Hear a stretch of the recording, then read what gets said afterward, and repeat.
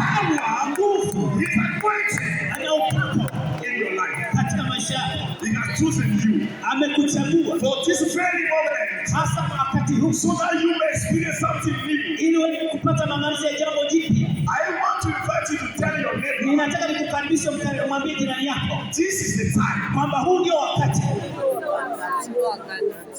Tell your neighbor, this is the time. Mwambie jirani yako huu ndio wakati. Amen. Amina.